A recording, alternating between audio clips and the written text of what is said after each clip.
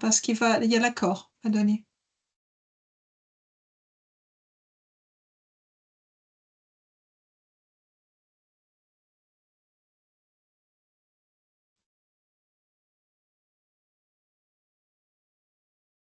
C'est bon. C'est bon? D'accord. Ouais.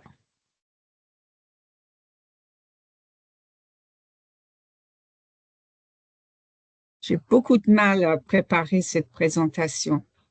Pourquoi? C'est tout je mignon ne sais comme pas. tout. Non, mais c'est que je suis pas sûre de qui est là, qui n'est pas là, leur expérience. Bonjour, hi Liesel. Hello, Lisa.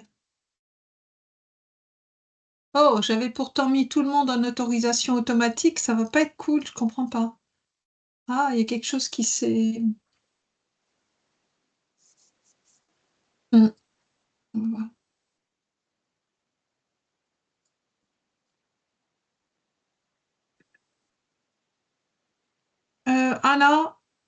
Anna is coming. Good. Very good. Yes. Hello. Hello. Nice to see you today. So Anna, the three of you did receive the full PowerPoint on a share link. Mm-hmm. If you think it's easier for you to share your link, you're welcome to do it, because I know when you talk with slides, it's easier to do it, to manage by yourself. So what I do, I just share the first two slides, and then when I give you the floor, you take it home. Okay? Okay, so I take over at the moment that we yes, come to the when agenda? I give you the leads, I will then share, and you will share your document. Very good. Okay. We'll do And that then way. do I follow on from you, Anna? Yeah. Yeah, all your presentation are in the same one. I just have to close the door. So, and then I will just be able to click I don't have to change or bring up my slides. I just click on whatever it is that you're sharing. No, then I think if I continue to share through your presentation, then you'll just have to ask me to share the next slide, Mary. Exactly. Unless you would prefer to share yourself so that you can click. It's as you wish. Maybe it will be easier to help you. Just say, turn the slide, Marie. It will be easier for you. Don't take care of the slides. Okay, so I'll ask Anna. What do you prefer? Yeah, I'll do that. And Liesel? Perfect. I think we can just continue with yours. I'll just say, next slide. All right. I think that's easier to just transition, so it should be fine. Whatever. Okay. We'll see. So people are coming. We're in direct. Sorry, already. Not many people are joining. The time on this is incorrect. It says 5:30 to 6 instead of 5 to 6:30. That's right. I will change. Yeah, I will change it. 5.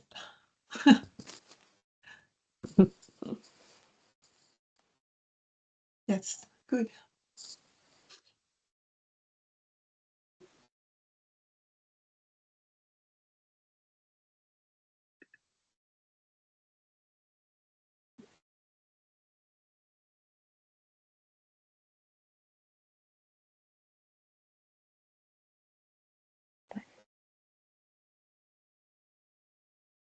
We're 5 minutes earlier.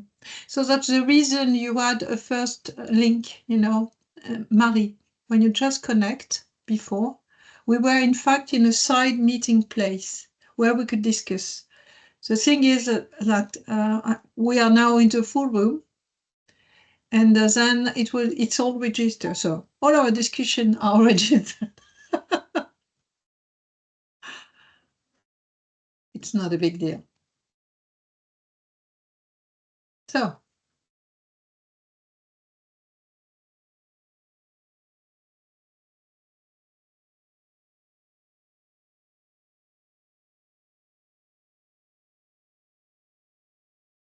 I came to Paris without my printout, and I have no printer here. I don't know where there's a print shop up the road, so I've got bits of paper. I'm headed up at the hospital tomorrow if you want.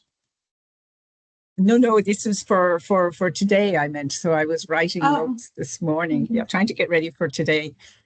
And I wasn't too sure about putting notes in the slides because I didn't know if they'd be mine or somebody else's. So anyway, play it by ear. I'm going to close.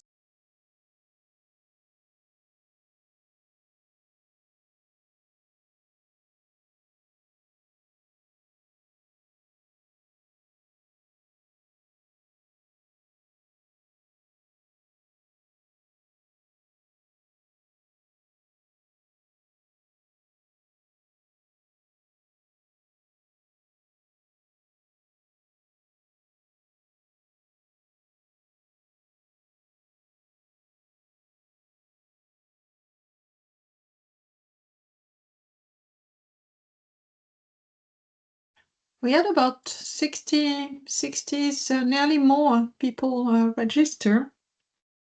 So I'm a bit surprised that they're not starting to connect. Generally, we have about for 60 people, we should be 40.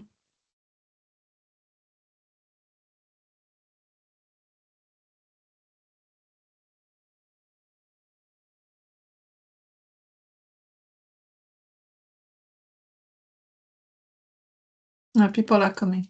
Yes.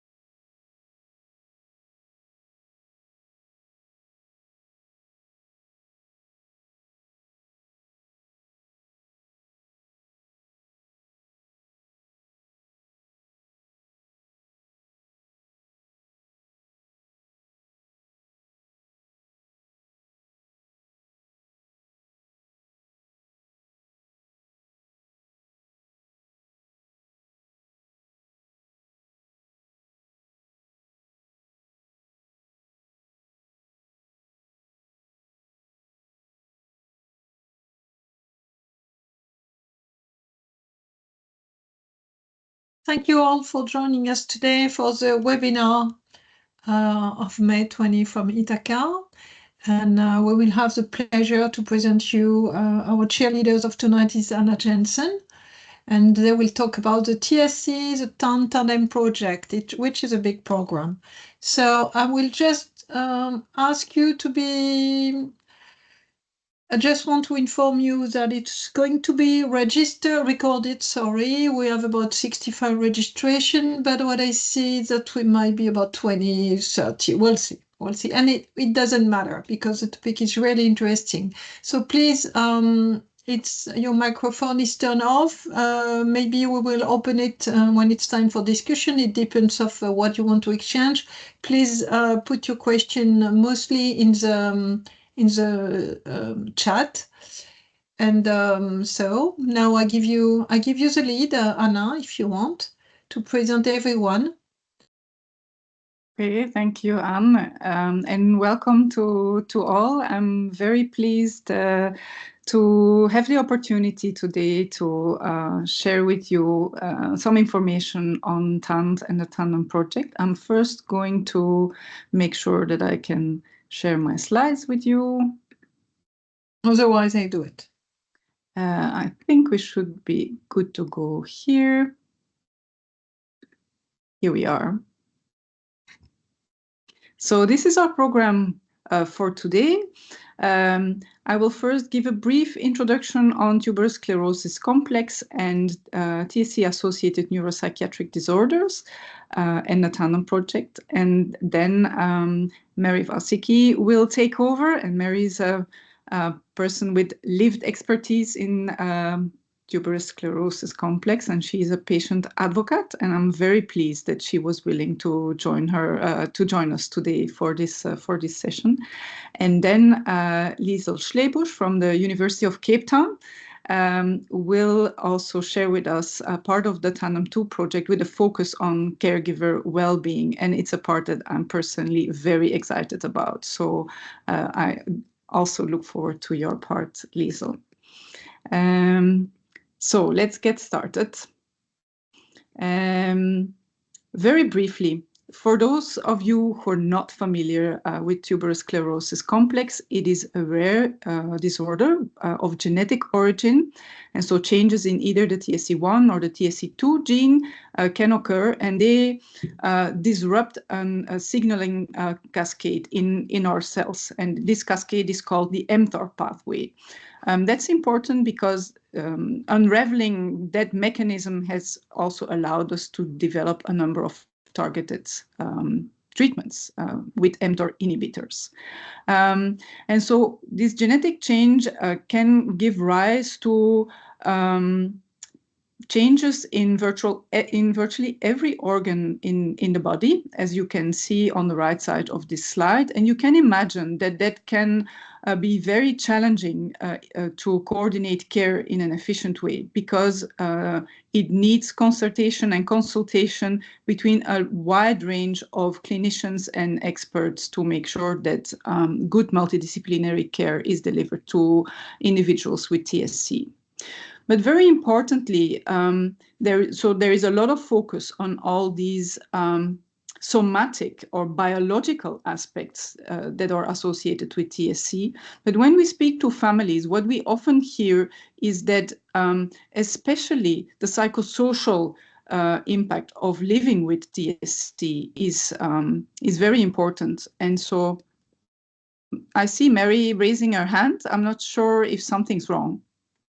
Yes, we can't see the slides. Yes, we're not moving forward. Put it on a big screen, please, Anna. That's what I did. So that is, thank you for highlighting that. Can you do it? Then I think I'm just going to ask you to share, Anne, because I had it shared well on my screen, so something must clearly be wrong. Apologies for that.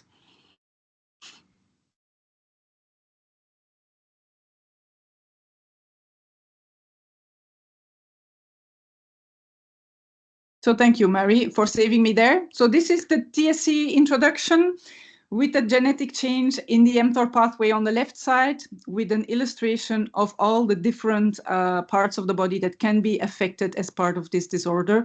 But as I said, next slide, what for families is very important are the TSC-associated neuropsychiatric disorders, or TAND. So you may wonder, like, why do we need such an acronym or such a word for this specifically? The first reason is to make sure that we raise awareness for this part of the disease and make sure that people do not just look at all the somatic and biological aspects, but also pay attention to the neuropsychiatric disorders that are an intrinsic and inherent part of this disease. Next slide. And so coining this acronym was really inspired by, or inspired by the challenge to do something about the big assessment and treatment gap, because almost everyone who has TSC has some degree of biopsychosocial difficulties in their lifetime, and only very few families receive appropriate evaluation and guidance. So next slide. And apart from coining this term TAND, so we really conceptualize that as an umbrella term that covers or that wraps 6 different levels. The first one is the behavioral level, and these are behaviors that people can bring to the consultation, or that you can observe in a clinic, or that people can fill out on a survey or a checklist. The second level is the one of the psychiatric diagnosis, and this is a diagnosis that is reached after formal multidisciplinary evaluation using standardized methods and tools, such as, for example, autism spectrum disorder or ADHD, depressive disorder or anxiety disorder. Then the next level, the third one that you can see here, is the intellectual level. That is the level where we look at intellectual ability and adaptive functioning. Then next, we have the academic level or the scholastic level, where we will check everything that is related to school, reading, spelling, writing, math. Then the next level is the neuropsychological level, where we look at specific neuropsychological functions such as memory or attention, executive functioning, and so on, also using formal measures to evaluate this. And then last but not least, the psychosocial level, where we will check the impact of living with TSC on the individual itself, or him or herself, and also on family, siblings, parents, and so on, impact on work situation, and multiple other aspects. Next slide. So coining the term TAND, on the one hand, we also thought, what more can we do to make sure that we raise awareness about these difficulties and that we can assess them in a more systematic way? And so the next thing that we did was develop a checklist. And this first checklist was really developed as an aide-mémoire or a tool for clinicians to assist them to be more systematic in their history taking, to make sure that we covered all these different aspects that are under the umbrella or that are part of the umbrella. So next slide. And so this checklist has been translated in multiple languages and has been made available in the community. And then the next challenge that was highlighted by the families is the fact that it was still difficult to get good support for these difficulties. Even if we were aware of them and we talked about them in clinic, when some of these issues came up and we would refer a family to, say, a psychologist, for example, for extra support, the psychologist would say, but TSC is really a rare disorder. I've never heard anything about this. I'm really not familiar, and I'm not sure that I'm the right person to help you. So the person would just be referred back to the clinician, and this is what we call treatment paralysis. Nothing's happening. So still, we were challenged. And so next slide, because every profile also looks very unique, as you can see here. So it's like looking up at the sky, seeing all these different stars and thinking, wow, but what can we make of this? Next slide. So this is the overwhelming uniqueness of all these different TAND profiles and leading to a treatment paralysis. Next slide. So Lauren de Clesio, you can continue, in her, as part of her PhD project, she said like, but when we look at these different profiles, could it be that, could we study in what way some profiles look more alike than others? And if you tick one of these boxes on this checklist, how likely would it be that you also feel some of the other ones? So she proposed to apply natural data clustering methods to identify some of these profiles that naturally cluster together. Next slide. And here, this is what she rearranged the profiles, and you can see that some look more alike than others. Next slide. And so through her work, she applied these data clustering methods and identified 7 natural TAND clusters, which you can see more listed on the right in the table, and a wraparound psychosocial cluster. And I think you can appreciate that this looks more familiar to what many of you know. Even if you're not familiar with TSC, you might be more familiar with autism, or with overactive and impulsive behavior, or with scholastic difficulties, such as reading difficulties. And so if you go to a school and you say, this child has a reading disorder or dyslexia, teachers will say, I know what I can do about this. Or if we say this child has ADHD, a person will say, okay, but then we know how to approach this. So next slide. The idea is to simplify things. And if you look at the galaxy, you see certain constellations. And we just hope that this might tackle this treatment paralysis. And that if we refer families and we say, but you score very high on this specific cluster, it is not a diagnosis, but it might already send you on a way to someone who can help you with that. And it might be easier for that person to know also how to assist you and how to help you, or what to look into more specifically. Next slide. So this is something that Lauren has applied in multiple different cohorts, and that has really proven to be robust. So because it's very important, it's not done just in one sample. Next slide. Please. Looking at Anne, yes. So also in an independent group in the States, they looked at a similar approach and also came with very similar results. Next slide, please.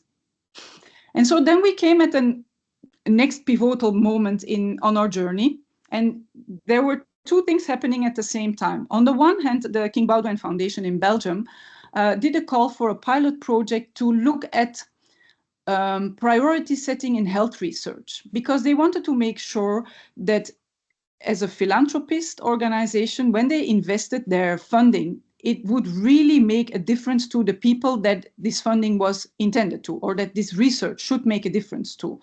And so TSC was one of the pilot studies, and the research priority number one that was supported not just by families, but also by clinicians and researchers at international level was specifically TAND. And that led to the first call specific for TAND research. And then in parallel, we went back to the community and we said, we now have this checklist and there is more awareness and we have the clusters to tackle this treatment paralysis. What's the next step forward? And then the family said, well, it's all good and well that you have developed this checklist, but now it's sitting with the clinicians. Some don't fill it out and they don't want to use it because they think that just by asking their usual questions, they capture everything they need to know. Or they say it's filled out, but then it's filed in a patient's chart and nobody does anything about it. So we're still waiting for people to really do something about these TAND issues. So families asked for a self-complete and quantified version of the TAND checklist first. They also wanted it on a smartphone app and not just a pen and paper version.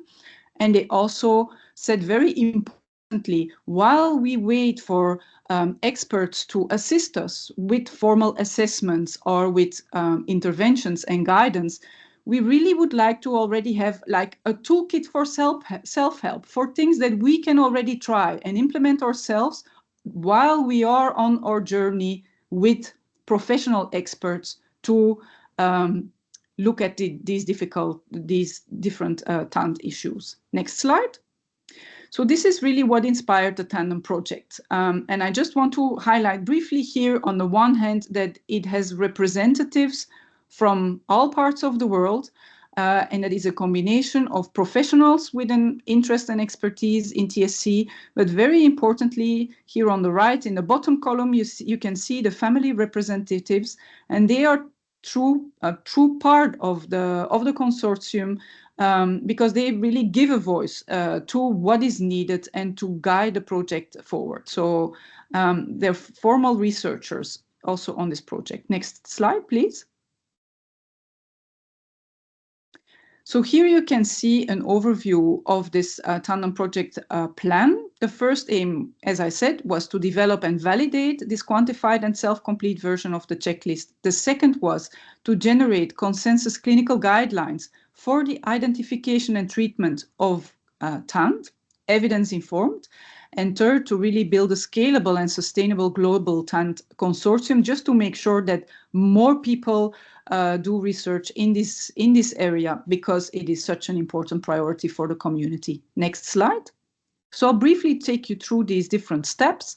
We first published the protocol paper, and you might say like, oh, that's very boring, a protocol paper without any results or data in it. But we really saw this as a recipe also for other rare disorders. And I think the Ithaca community is the right community to speak to, because the project approach is something that is easily transferable also to other disorders where neuropsychiatric disorders are a part of the clinical phenotype. Next slide. So this is how we went about adjusting this first TAND checklist that we had to this self-report and quantified version. So we looked at how the different questions should be optimized to make sure that they're clear and understandable for families, for themselves to fill them out, and to have a good system to quantify the different topics. So we did feasibility and acceptability testing of this near final checklist with the community. Then we incorporated all the feedback, and then we made a final version. Next slide. And this version has been validated. Briefly waiting for Anne to move the slide. I hope it works still. Yeah.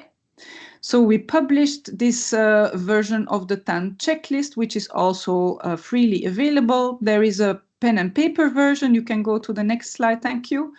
A pen and paper version that you can see illustrated here. And then as a next step, next slide, we incorporated this checklist in the app so that it can be also filled on the smartphone. And importantly, on the right side, you can see that it will also show your clusters and show if yes or no, you ticked a lot of items that hint to difficulties in one of these clusters. So families can have already some guidance to where the difficulties are situated. Next slide.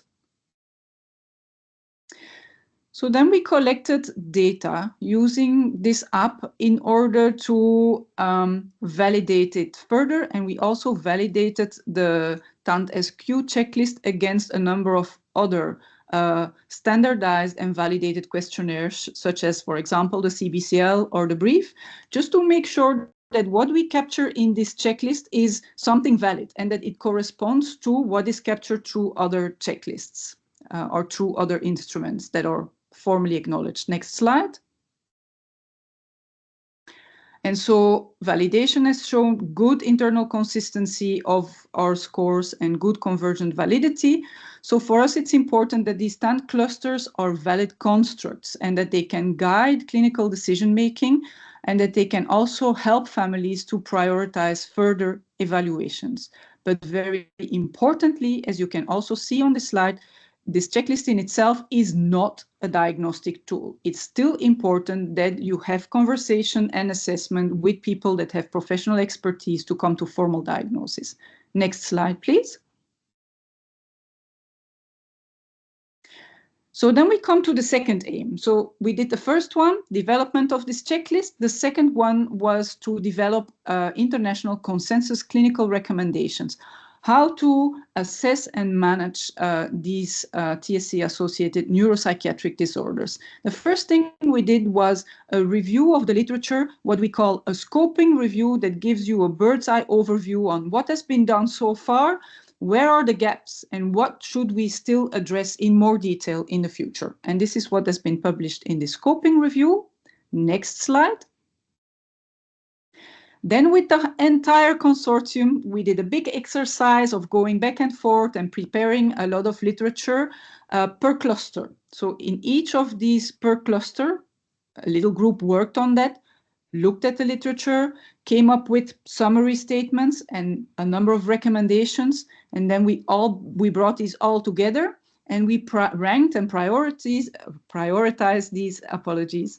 And so we learned that for many of these clusters, a number of principles were identified and were found in common. So we decided to put these at the heart of our recommendations. And these are the 10 core principles for TAND management.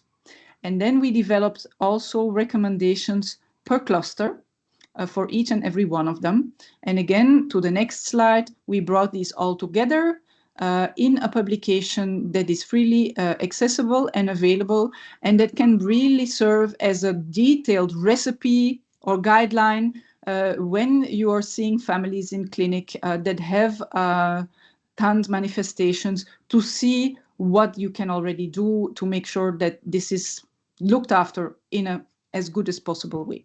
Next slide. And so also responding to the question from the community is not just to have these recommendations sitting in the scientific literature, but to really try and translate them and bring them to the community by the development of a toolkit. And so again, after a whole iterative process that I'm not going to discuss in detail, we can go to the next slide. We developed this toolkit that is integrated to the app, but you can also find it on as a web page. That for each of these different clusters, and you can see all these different icons, the 8 little icons on the right side of the slide, and just below you can see 3 buttons. The first one is, for each of these clusters, there is an information button about this cluster that gives you more background and that gives families more background on why did you land on this page. The next one is what to seek. And this is giving families advice if they identify difficulties in a specific cluster, let's say the dysregulated behavioral cluster, aggression, temper tantrums, what can I already do? So this is what to seek. Who might help me with these difficulties? Which kind of professional can I reach out to? And the third button, very importantly, is the what to do. And that has a lot of curated information that families can, with suggestions that families can already try and implement themselves while they're waiting for someone else to assist them on their journey. Next slide. So that's a lot of information. So we had this, on the one hand, we developed a checklist, as you can see here on the left. On the other hand, we developed a toolkit. Then we brought these two together. And then again, we went to see the families, this time in Belgium and the Netherlands, and we asked them to look at the whole integrated product, so to say, to see if it was understandable, meaningful, if they could work with it, and if it really answered their questions, or at least if it was valuable in part. Next slide. And so again, the return of the families there was very positive. I'm going to go a little bit faster here. This is the aim 3, the one on the capacity building, not because it's not important. We're part of doing that today. But we did a wide range of activities to raise awareness on TAND and to disseminate the findings of this project. So next slide. And we published the details on the project that you can also find on our website, tandconsortium.org. We can go to the next slide. Again, in 2022, very important milestone again for our project. We all came together in South Africa to reflect on the next steps of the TAND consortium journey. So next slide. Lots of work and lots of brainstorm sessions. Next slide. And lots of fun activities as well. And this is what came up as a conclusion of that meeting, that we found it very important to, as a next step, have more understanding of our journeys with TAND. So to really look at what our journeys with TAND look like for families around the world, how we can also understand family caregiver factors on this journey, and importantly, and Liesels will speak to that more in detail, how we can strengthen family caregiver well-being to support them on their journeys. Next step, next slide. So this is the outline for the TANDem 2 project that is now ongoing for, I think, 9 months. We're on our way into the new project. So that has as a core aim to try and close the gap to interventions for TAND. And so the 3 big aims are, on the one hand, to study longitudinal trajectories of TAND severity. So how do TAND profiles change over time? Because very importantly, if interventions are coming, or we want to use any medicines for TAND, for example, the question is, What is really happening if we just in the baseline, naturally? And if we don't understand this very well, we're not very sure what exactly we're looking at when we are doing interventions. To also examine if we can understand predictors of differential trajectory membership. So can we predict for whom the trajectory is going to get better, for whom is going to stay stable, or for whom it might get worse? Because it might be important also to understand this. The second one is to understand caregiver well-being factors, and Liesel will, I think, talk more about this, and the caregiver well-being intervention, and I'm not going to go into more detail because this is going to be covered in the next part of our talk. Next slide, Anne. I think this as well, you can skip this because it will be covered afterwards. So next slide. I think with this, I can slowly start to hand over. Maybe just the last thing that I want to highlight is that for the TANDem 2 project, inspired by the first part of our journey and by the very important role of the family researchers in our group, we found it very important for the next part of the project, for TANDem 2, to make sure that we even had a stronger representation of families and of individuals living with TSC in our group. And so we have expanded our consortium group, mainly including more family voices, just to make sure that the research we do is as close as possible to what the community needs or requires. And with that, next slide, I think you can go forward. So I want already to thank you for your attention, and I'm very happy to pass the torch to Mary to speak from her side on the journey with TSC from a family perspective, which is even more important than anything else that I've told you so far. So Mary, please. Thank you, Anna. That was wonderful. So Anna, I'll let you go on to the first slide, please. And you're wondering, what's this? So I live in Cork, and the two swans that I have seen swimming around quite happily all of a sudden have become a family in the last couple of weeks. And I'm watching them learning something completely new, living and learning and striving together. And I'm thinking, well, in TSC, that's what we do as well. And I suppose if you have to go away now, there are three things I want you to know about TSC. I've been asked to give a journey and perspective from the patient perspective, but it is so variable. It is different for everybody. Everybody has a different journey. Everybody has a different perspective. The second thing is it affects the entire family, and you have to learn to be resilient. Now, I will just go out of curiosity. I said, let me ask AI what it says about this. Have I missed something? And AI tells me the same thing in a very nice, succinct AI way. A unique experience with emotional challenges, needing support with a focus on managing symptoms and quality of life. And again, it's telling us that it affects the family and that the impact can be significant. So next slide, please, Anne. So this is what the life of somebody with TSC can look like, and obviously affecting the full family. You've got the physical aspects, you've got the TAND aspects, and you have to manage all of that. You are fighting for services very often. And one clinician put up a lovely slide at one of the talks, and it was some old painting. And he said, you have to be a warrior. And unfortunately, that's what you have to be.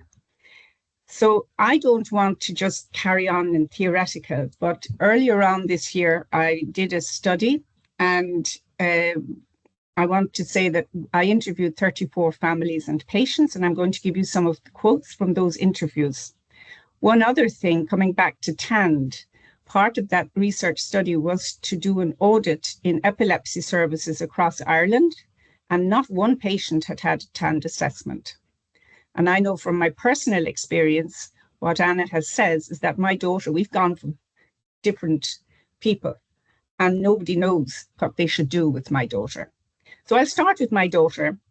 She's 32, and at the age of 2 and a bit, she just went unconscious one day, went into a huge epileptic fit, and she fitted for 8 hours, and I was told, we're sorry, she's not going to last the night. And then that went that she did last the night. And then she was misdiagnosed. This happens very often with TSC. There isn't enough information within the medical professionals. And then we went to be told she's never going to go to school. She's not going to read and write. She'd probably be dead before the age of 18. Now, all of that could have been true. But luckily for us, she is not dead and she's very alive and just got her master's in play therapy this weekend. Now, you will have heard about the scholastic side and all of the other sides. My daughter is not having epileptic fits or severe mental disability every day of the week. However, she has been challenged in school. And we as a family have been challenged because because of our situation, had to live apart to support her. And she has had to have a lot of support to get where she is. So that's one angle of somebody who's able to live reasonably well in daily life. But I'm going to give you a few more quotes because that's not what it's like for everybody. So here we have, we all carry this, the whole family. Everything revolves around X. It's had a massive impact on us, and we've had to completely change our lives. It's dominating where we go. It's dominating when and how we can go on holidays. It's dominating what kind of a job we take. And it's dominating a daily schedule, which needs to be relatively strict. We've stopped going to see families at Christmas because X can't deal with it. That's one example of somebody who has TSC in their family affecting everybody in a different way to me. And then we have somebody else. And this person, just listen to this. It's huge. It's a huge burden. You have no social life. We don't have a social life together, only when she goes to respite. We have 15 nights when we can go out for a meal. For the rest of the 350 days, one of us can go out when the other isn't going out. Imagine that for a life. When it comes to diagnosis, there was one person, the nurse came around, she ran out of the house. Then when I went to the GP to explain, the GP said, I've never heard of that condition. I can't help you. And that mum went off to study and learn what she could about TS. And somebody else went to see the nurse, said, I don't know about it, go to your GP. GP said, go to the pediatrician. Pediatrician says, I don't know about it, go to the neurologist. So that's the situation for many people. I suppose the other thing in Ireland is that these children need support and services like occupational therapy, psychologists, and unfortunately, I don't know what it's like in the countries you're looking in from, but in Ireland, we have a shortage. And these children are not receiving the care they need, and their parents cannot afford to send them privately. There was one woman I met who could not afford the bus fare home. Another woman says, I'm in a situation where I can't have help. It's €100 a visit. I can pay for 2 or 3, but he needs lots of visits. So that's what people are living with. And then when you have somebody with really difficult behavioral condition and you're faced with just you, that's why I said you have to become resilient. But I don't want to stop it just there, because the healthcare professionals are in this as well. And as Anna said, like we're still trying to learn how to cope with this, how to make it better, what can make things better for TS from the TAND side. We've sorted the mTOR inhibitors. They have helped my daughter, and she probably wouldn't be allowed unless we had them. Anyway, when it comes to the clinicians, just to give you the idea that this is not just from the patient side. Clinicians and healthcare professionals are very concerned about here too.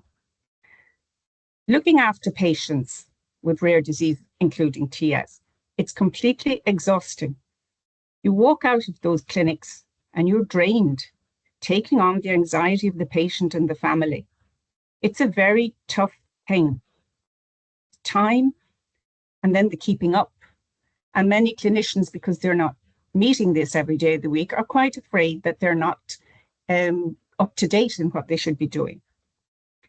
And then there is a recognition by the clinicians as well that the patients are the experts. So we're coming back to this partnership piece again. I think they become the experts in this very often. Even if they're not the expert in the condition itself, they know their child better than anyone else, and you must listen to them. And the last one who said, it's important to work in partnership because you can learn from each other. And you're living with somebody with their condition day in, day out. We don't have that expertise. So next slide, please. So for me, back in the day, we didn't have a Liesl developing nice tools to help us. I had my father's quick one-liners, which one of them was, dominate the situation, don't let the situation dominate you. It was nothing to do with TSC, but it created a trigger for me so that when I was overwhelmed, when I was with my daughter who was so sick, and when I didn't know where we were going, as I said, so many with TSC live in the zone of the unknown and in isolation. This helped me. I had Post-its up around the house. I used to try to take them down before people came to visit, but somebody spotted a few once and they said, what's that about? I said, well, that's what I have to do. And the big bag is where I carried all her MRIs. I still have them. I have EEGs since 1994 in that big bag. Next slide, please. Nearly finished. So I've said that we need to have support. We also need to support each other. It's a source of strength and it's a source of creating hope. And we're coming back to the last slide, and then it'll be for Lisa. Because for me, the support of my family, the support of people with TS, the support of the clinicians, that is so important. And it is important to spread the word because then we can have more support and we can make more progress. And I live in a very nice place and I also get support from nature, from watching the swans who now have family. There they are without family. And I'm now going to let Liesl teach us all about how to cope. And I've probably missed half my slides or half my talk, but so much for coming without my printout. You were wonderful. Thank you. Yeah, thank you for letting us being partner and team up with you. It's so valuable. And I just want to, sorry to butt in, Liesl, but I just want to highlight also that some of the work that Mary has presented and what she has quoted from is part of her PhD research journey. And I really admire how you also just make sure that that this has become a part of your journey with TSC as well, to speak to the community, but also to make sure that we hear these voices, and that it brings us extra evidence to improve a situation. So I absolutely admire that, and I just wanted to highlight or to briefly put the spotlight on that aspect as well. Liesl, floor is yours. Thank you. Thank you so much, Anne, and thank you so much, Mary. And for all the people in the room, I don't know, how many practitioners we have, how many parents we have, maybe some other people that I don't know your profession. But I think from Anne and from Mary, you've heard the heart of this project.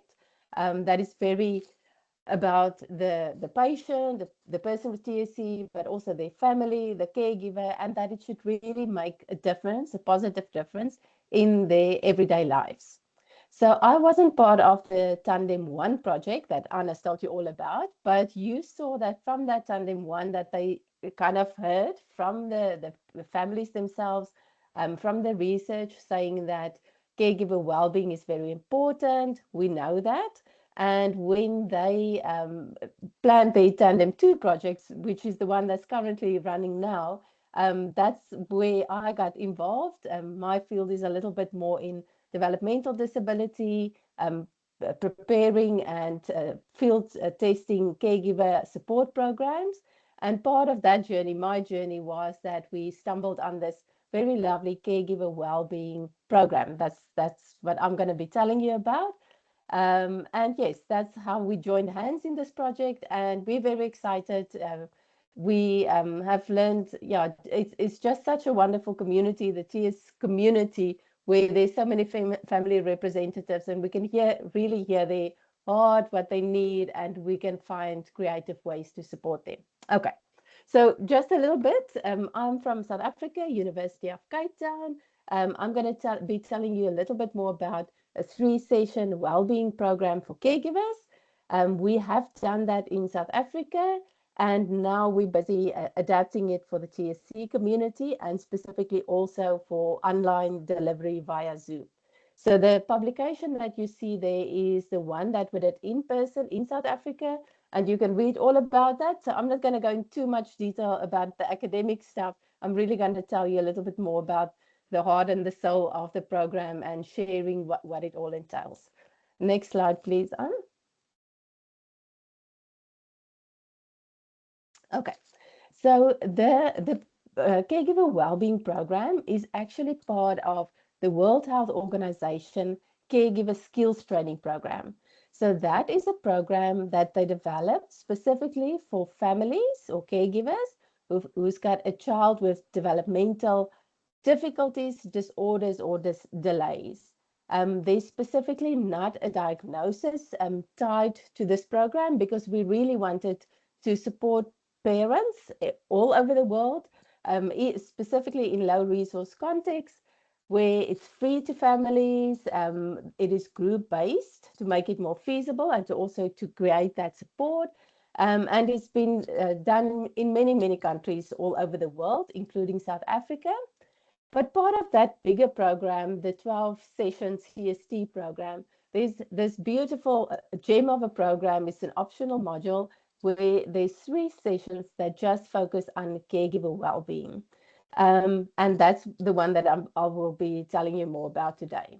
So it's freely accessible, and the idea is that it's feasible in low resource settings. And I know many people on this call, it doesn't matter where you are in the world, we always hear about, there's not enough trained people, there's not enough access, there's not about, so when we say low resources, it means that people all over the world can actually access the services that they need to access. Next slide, please. Okay, so one question that we always ask ourselves is, why should we worry about caregiver well-being? And maybe I must just first say this. When I say caregiver in this context, we really mean parents. So parents or somebody who's taking care of a child, an adult, a person with a disability or a condition. So it's not necessarily a paid carer. It's somebody in the family, a family member who is doing most of the caregiving. So we could easily say parental well-being here. And Mary already kind of alluded to this, and like I said, in their research and what they've heard from families, is that in the field of disability, rare diseases, all of that, we have become experts on focusing on the child, in my context, mostly on the child, all the things that we can do medically with, support, services, therapies, all of that. We haven't been so great to include the caregiver, but for many years now, we have developed programs where we teach caregivers how to help support their child. For example, the CST program that I've told you about. And we're not yet good at all in actually designing family interventions where we can support the whole family that include the person, for example, in our case, the person with TSC. Okay, so that's why we say the spotlight kind of, there's a little bit on the caregiver, but it's more about strengthening their capabilities in the kind of skills that they need, how to help their child, how to support development. But what we haven't focused on at all is the caregiver's capacity to care. And that is what families have been saying. You can teach us all these things. We can make all these doctor's appointments. We can know what we need to do, but what we don't have is the capacity to actually do that. So, and that's where the focus on caregiver well-being comes in, because it's a way to support their capacity to care. Next slide, please. Okay, so this program is based on acceptance and commitment therapy. Again, I'm not going to go into detail today, but it's a very open-hearted kind of therapy, if I can put it that way. They are a community that share their resources. So I would really encourage families and practitioners on the call to go and have a look at their website. There's really some wonderful resources that you can easily access that explains very much more about the therapy itself. Okay, next slide, please.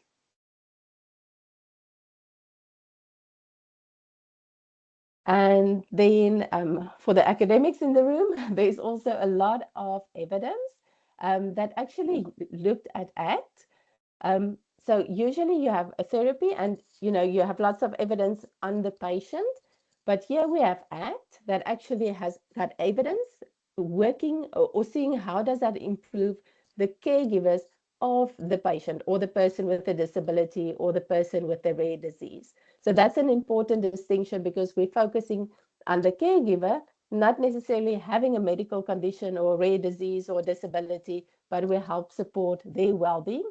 And what's also promising is that it's been, there's a good evidence that we can use it cross-culturally, meaning in different cultures, that it seems that the principles of ACT are actually, you know, it works well across cultures, but also then trans-diagnostically. So different diagnostic challenges in the patient or in the person, and then helping their caregiver. Okay, next slide, please. Okay, so what the program is about, so we said already 3 sessions. Each session is about 2 hours. We have 2 trained facilitators that deliver the intervention, and we have a group of about 10 to 12 parents in the group. And the things that we are talking about in these 3 sessions are things like, for example, getting present. So connecting with the here and now, the moment. And we're actually going to do one of those exercises a little bit later on. So we teach parents the skills to get present. They go through an exercise where they identify their values. So what kind of parent do they want to be? And then we help them to figure out small steps towards their values. So it really is a value-based kind of approach. It's also an action-based, to say that what are the small steps that you can do? And these are things, you know, that are applicable to all caregivers and all families and all people. So it's really very intuitive in people actually understanding and connecting to those kind of concepts that we're trying to teach. We focus on ways that caregivers can take care of themselves. There's a lot about thoughts and feelings and noticing stress. And one of the, for me, one of the beautiful aspects of this program is that, you know, like Maria said, there's going to be challenges. It's a journey. It involves the whole family. So nothing is drastically going to go away. You know, we're not going to remove all the challenges. There's going to be new things that comes up, but we have skills within ourselves that we can actually use to make a little bit of space between us and these challenges. And that's a skill that you can take with you. So a lot of things actually focus on what you're thinking, what you're feeling in your body, noticing and naming your emotions, those kind of things, because it actually doesn't matter what the challenge is. It's skills that you can use in your everyday life. And then lastly, the focus is also on acceptance. And I'll tell you a little bit more about what acceptance means in this specific program. Next slide, please. Okay, so just a little bit more technical detail. There's a facilitator guide and a caregiver workbook for each of the sessions. It is scripted, meaning you're sitting with your guide in front of you if you're a facilitator, and also equally if you are a caregiver. Because it's scripted, it means that we can train non-specialist people to actually deliver it because it's manualized.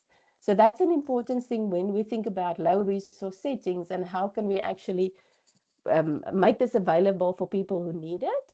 And what's also very exciting is that we can train caregivers themselves, so parents themselves, to be the facilitators to run these kind of caregiver groups with other families. Okay, next slide, please. Okay, so a little bit more about the program itself is that it uses a lot of stories. And we'll read one story so that you can get a sense of what it feels like. There's a lot of exercises, group exercises. We have key messages, suggested home practices that parents can go and practice at home. And then there's case studies where we discuss a case study and then ask people, you know, what advice would they give to this family or to this parent. And a lot of it happens in the growth of the group, and the growth of the parents happens in the group discussion.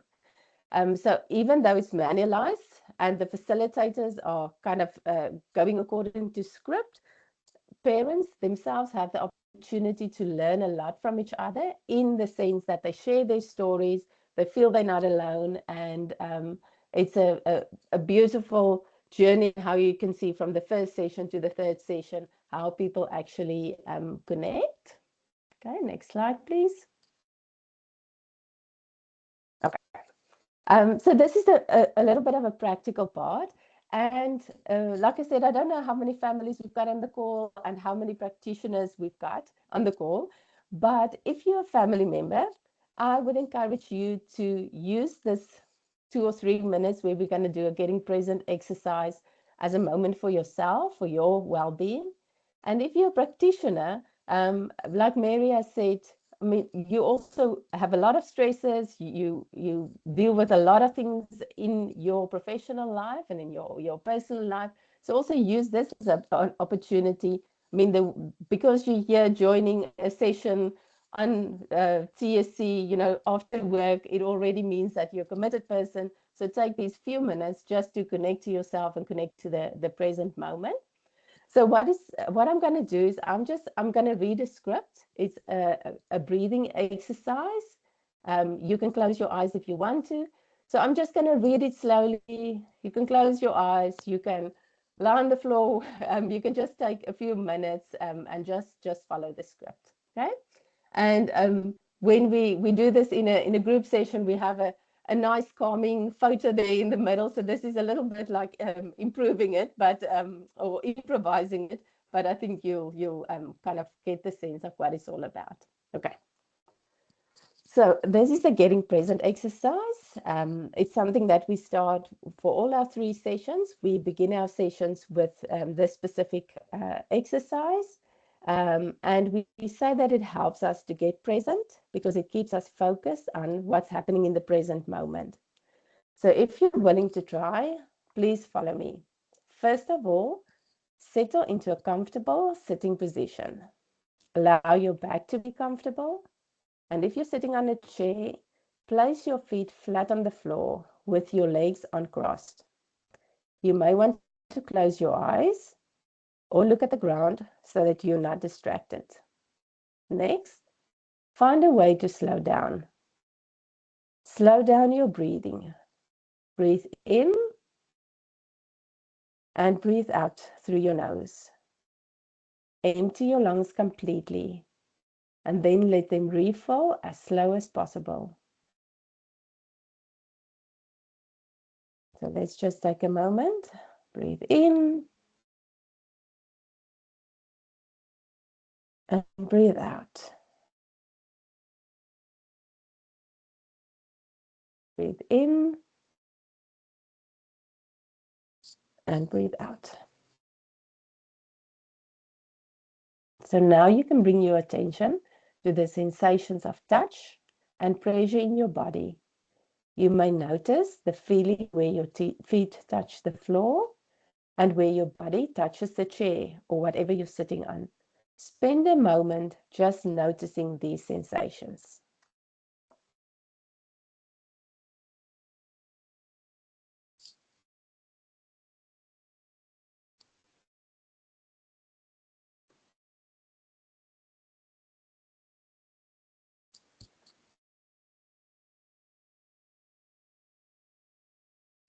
Now bring your attention to the feelings in your belly as the air moves out and in of your body.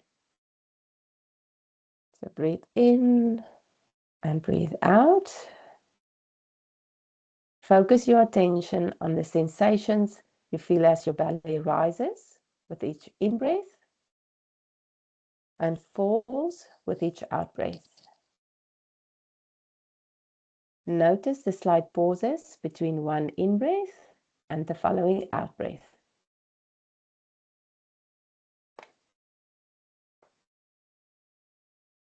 There's no need to try and control your breathing in any way. Simply just let it be comfortable for you.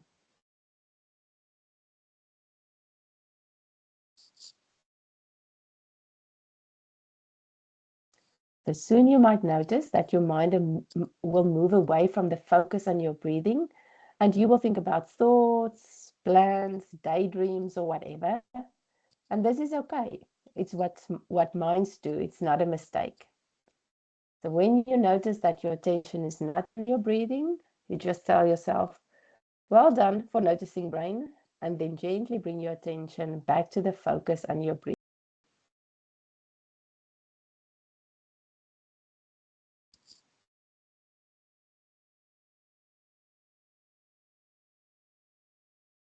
So however often you notice that your mind has wandered, and this will probably happen over and over again, try as best as you can with kindness to yourself to gently bring your attention back to your breathing.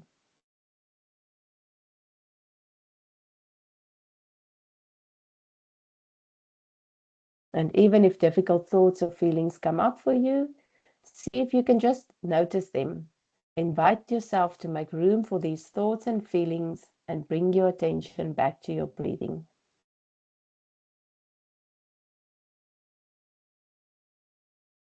So you might notice urges to fight these thoughts and feelings, but see if you can gently just let those urges go.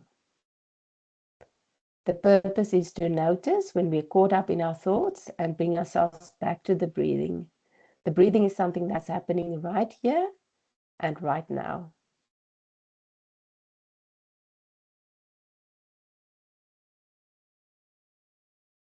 So now we're coming to the end of this exercise. When you're ready, try to use your senses to return your attention to what's happening in this room. See what you can feel, what you can hear, what you can smell. Start by noticing the feelings in your body, where it touches the ground or the chair.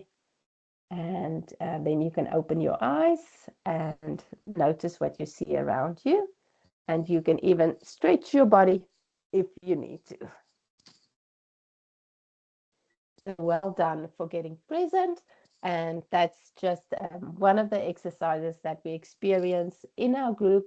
And we usually conclude, so for example, our first session, we concluded by asking parents, how did that make them feel? For some people, it makes them feel very uncomfortable, especially if it's the first time that you're doing it. So there is a next time, the second time, and the third time, and then they feel more comfortable. But for many people, that first, you do a lot, you get to your session or you connect online on Zoom, you've rushed to get there.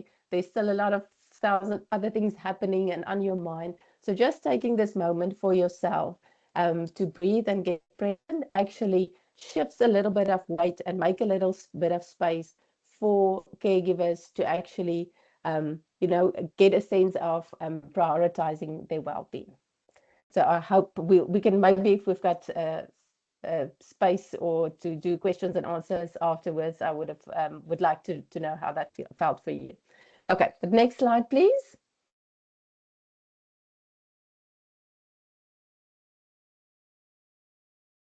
Okay, so I told you about the stories, and before we introduce a concept, we always introduce it with a story.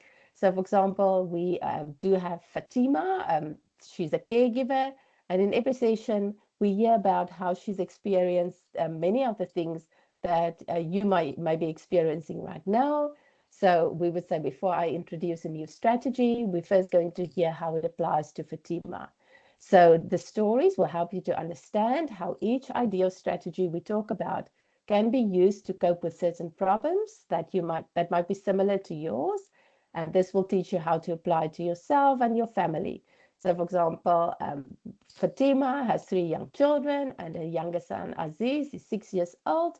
He has a lot of difficulties and he requires a lot of her time. And then throughout the sessions, we hear more about Fatima and her son Aziz. Next slide, please.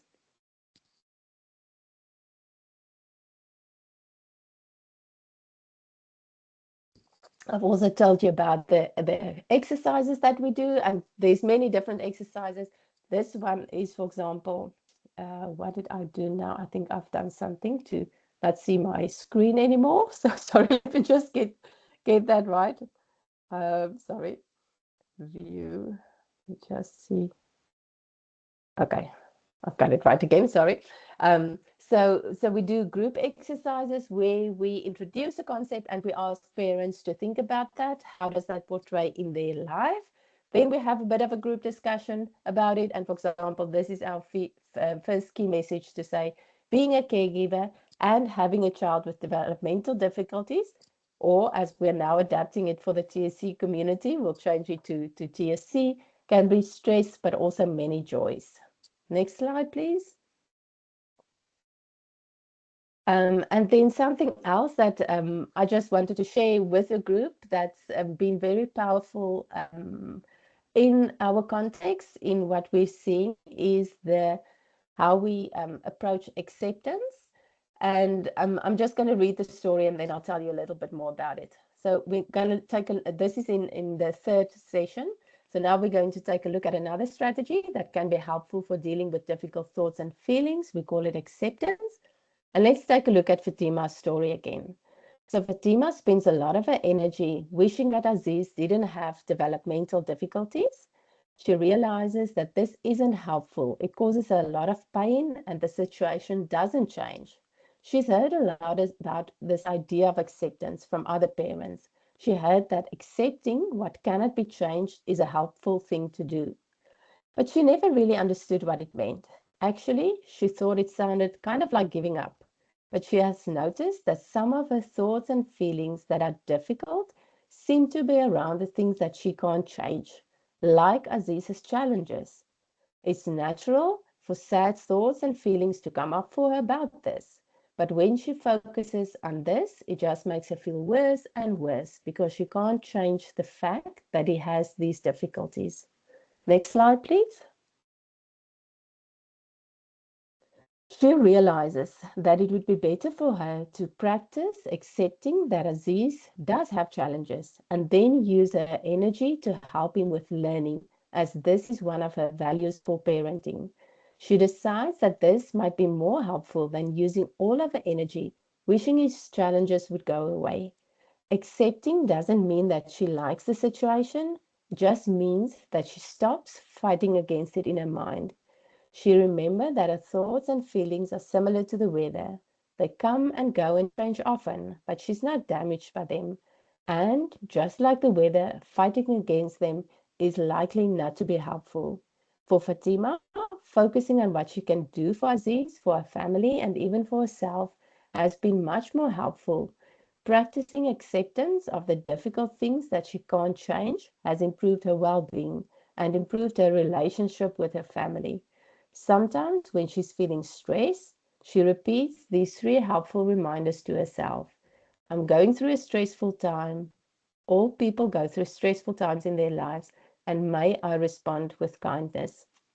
So I hope from the story that you can get a sense of the concepts that we try to explain to parents, especially also for practitioners, this idea, how they define acceptance here is very specific. It's more about, what's in your control, your thoughts and feelings, the things where you spend your energy on.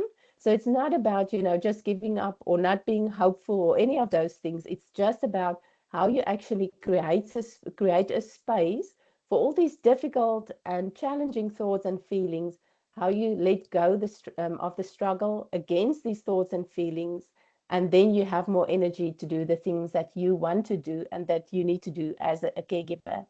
So one of the beautiful metaphors that they try to explain it is if you hold a ball with air underwater, you need a lot of energy to keep it there.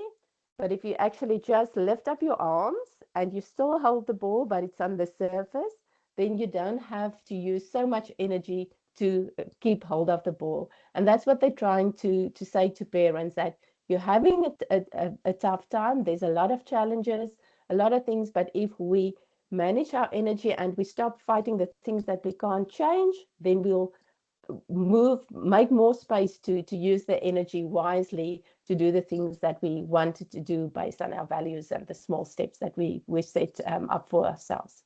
Okay, next slide, please. Okay, so this was just an illustration to say after we've read the story, then we'll have a group discussion and we'll ask people in the room, what did that mean for them, and how can they share some of their story about it. Next slide, please.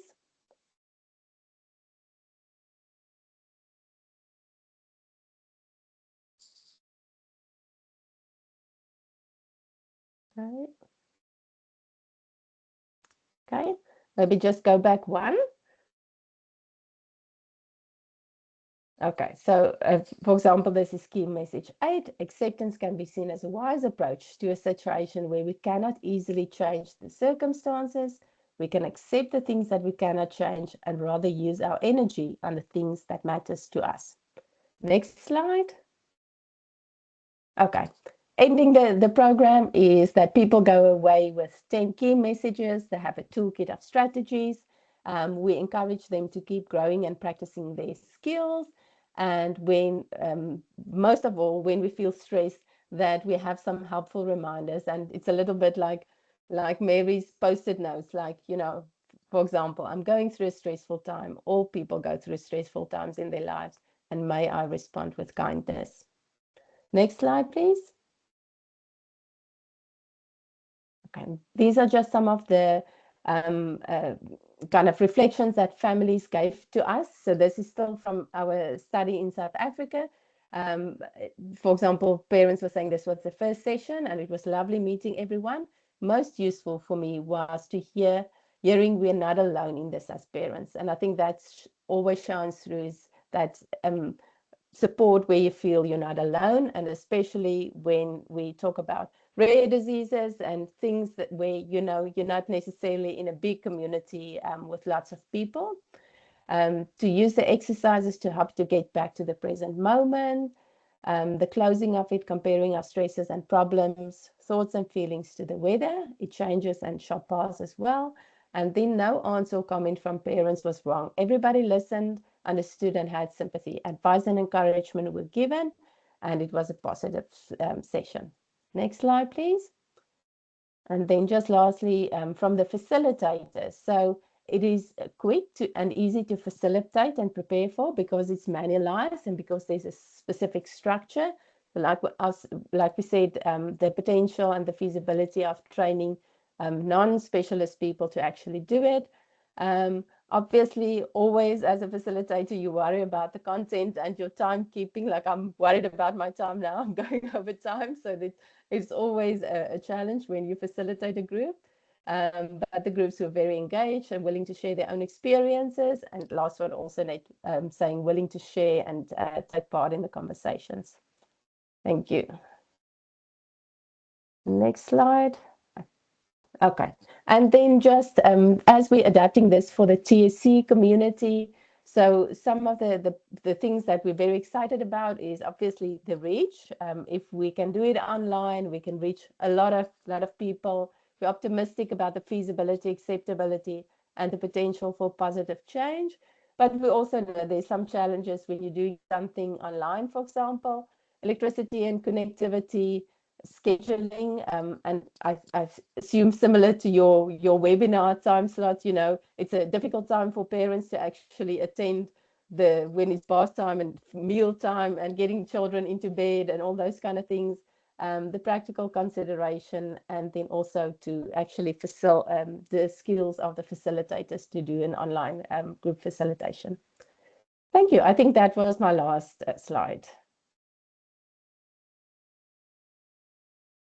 Thank you very much, Liesel. It was So that was very unusual. Thank you. Thank you. So then we have time for discussion and questions. Yes, we do have a question, Anna, on the chat from Yes. Ketzi and Adassa. So about existing questionnaires used in the validation of the checklist, did you also happen to use the anxiety, depression, and mood scale?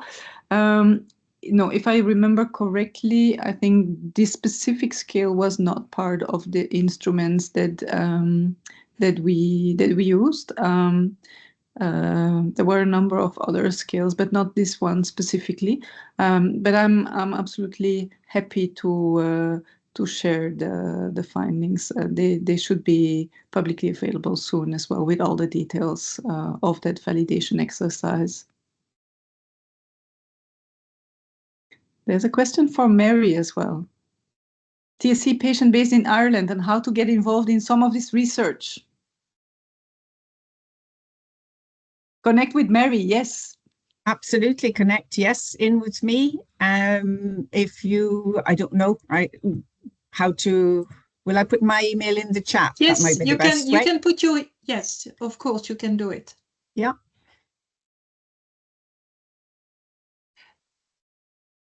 Please, you can take the floor. If you have a question with a microphone, you can open it. Maybe let me know.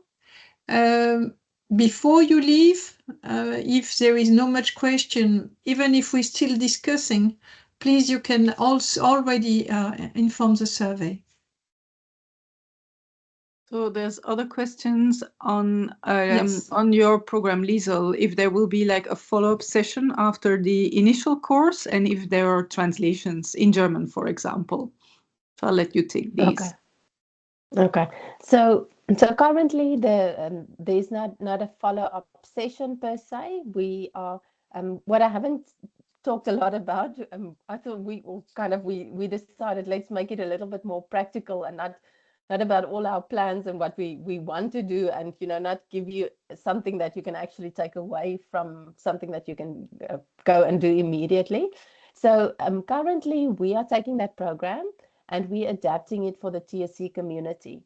So that TSC consortium that Anne and Mary talked about, they're helping us to say that this was developed specifically for children or parents of children with developmental disabilities. So how can we adapt it so that it's suitable and appropriate for the TSC community? And that's all we kind of doing now. So, in that research part, of course, there's follow up and, checking in and collecting data later on, I think 3 months after the intervention and 6 months after the intervention. But it's very much still part of the research project. And then in terms of translations, it's at the moment still only in English. So we're testing it out in English, but the idea is you would have noticed that we specifically choose the well-being's characters that doesn't have like a lot of cultural references, so that actually adaptations and translations could be a little bit easier across different cultures and languages. Yeah, I hope that answers your question. And so Anne put a link in the chat. Yes, in case. I was wondering, Anna, about the price of developing the project of TAND. The price of the, I'm sorry, I did not The get price of developing the project with the apps and so on. The funding, you mean? Yes. The cost. Let me think that I think the first grant that we received to do this entire 4 year of grant, and I believe that the total amount of funding for the first grant was 600,000 euro. 600,000? Yeah. Yeah, it could be. Yeah, could Yeah, be. that's Right. it. So it was an EUL's, it was a European program. Oh, the first one was funded by the King Baudouin Foundation in Belgium. So the Belgian philanthropic organization. It was co-funded by the Tuberous Sclerosis Association from the UK, who specifically co-funded for the technology development. So yeah, that and so that it mainly funded the people that developed all the that did all the exercises for the adaptation of the TAND as the self-complete and the quantified version, to do the validation study, to do the literature review, to inform the evidence for the recommendations and app development. So it was a project coordinator that had a paid position on the project together Of with course, yes, another scientific collaborator. Yeah. So you have a question from Marie, Anna, about the TAND, or Elise? So the TANDem is so as it was developed in TANDem 1, our initial goal was indeed, since it's developed with the community and for the community, that it is available for the community, which is absolute common sense. And as this may sound very, very logical, it is not so logical in terms of university, who are the final responsibles for the universities we work for. So they have to also say that they take liability, and that is something that did not come true. And it's something that also was not what we expected from the beginning of our project, that this might be a factor that we should take into account. So a very pragmatic further approach has been that we said, okay, then we are going to focus on continuing our journey and make sure that we can develop the TANDem 2 project. So the app has been expanded to also address these caregiver well-being factors that come into play in TANDem 2. And as soon as that is ready to collect data, and that should be very soon, then we can move again to looking into the question of these insurance and liability, to make sure that the app is also widely available to the entire TSC community, because it is absolutely in the spirit of the project and participation that a tool that has been developed with the community is accessible to the entire community. It's a very important point, I think, and thank you for bringing it up. Because it's difficult for us also to keep talking about the app if it's even after all these years not available publicly. But just to have something open on the App Store that can collect information that is personal is something that also, although it seems very logical because we use apps all the time and we give lots of information to our phones, it is something that is not so straightforward as we might have, as we had hoped. Yeah, but I'm confident that we will get there. Yeah. Thank you. In terms of timeline, that is Liesel answering already the next question. So please. Mic's muted. So I was wondering if we're going to run out of time or not. I started typing the answer. If it's needed, So take it, yes. We're in time. So it is, we'll be doing a small pilot study as part of this research project, the second part of this year. So we're still in the adaptation phase. We've done the intervention with families in the TSC consortium recently, and we have an upcoming adaptation workshop so that we can change the terminology and make changes that's needed. And then we'll have a small pilot study from this TANDem project, but there's also specifically a caregiver of an adult with TSC in India who's also doing her PhD, and she will be one of the facilitators in facilitating the well-being intervention in India. So still small studies, not necessarily widely scaled up. We need the evidence, but in the meantime, it is an open source program, basically developed by the World Health Organization. We have adapted it, so they don't call it the Wellbeing Program. We've changed the characters so that we can take a bit of culture and a lot of the adaptations out of the work going forward so that it can be more scalable. But in essence, it is a WHO program that's widely available. And the CST 12-session program, you can just download it from the internet, from the WHO site. But I think for the caregiver wellbeing one, you just need to email them. So it's still accessible. I think you just need to email them, and you can't just download it directly from the site.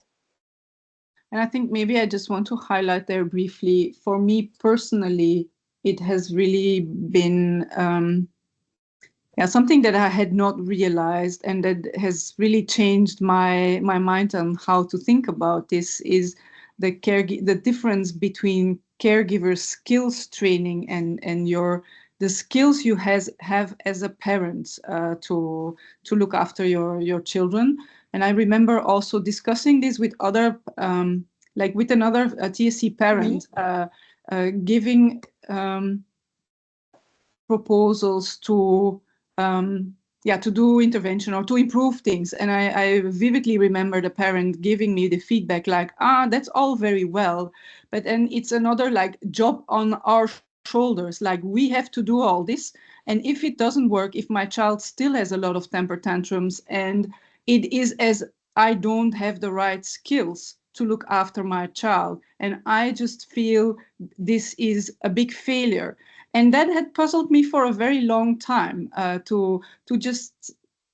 just was difficult for me as a clinician to say, like, how can I then encourage parents also to do an intervention or to go and see someone if afterwards they say, like, I've tried all this and I've done so many programs and it's still so difficult. So it's like, it's my fault, and it's I don't have the skills. I have so many skills, and now I also need these skills.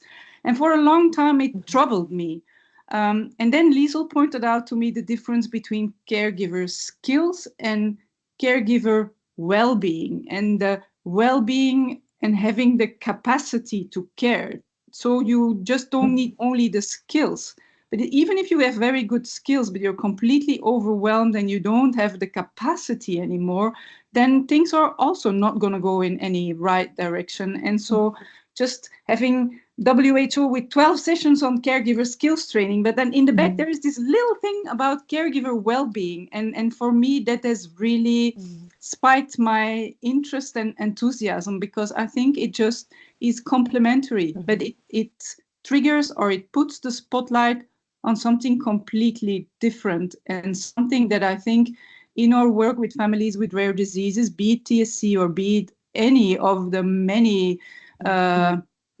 disorders under the Ithaca umbrella, and much beyond that. That is something that I think is so recognizable for so many of us. And I think just seeing how we can improve this might be very valuable. I think it's very important that we study it and that we make sure that we have the evidence that this indeed can be a valuable approach. So yeah, I just, for me as a clinician and also as an individual, has been a very valuable concept to discover. It might sound very logical and intuitive, but just having it just detailed and discussed has been very valuable for me.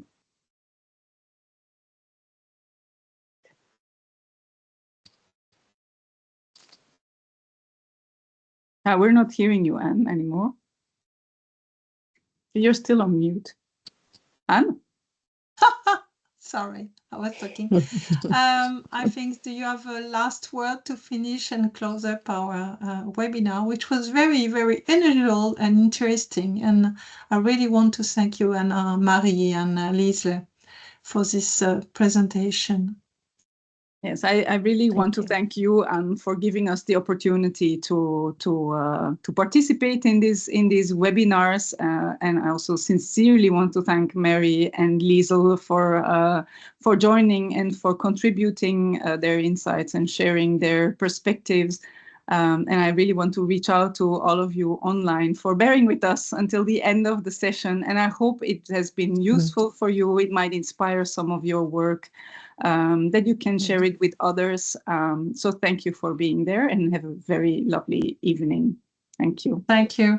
Thank you so much. So technically, the recording will be available in a few days, maybe next week, because we have a big event in Milan. So maybe afterward, but you will have the PowerPoint and the recording of the webinar. Thank you. Thank you so much. Thank you so much.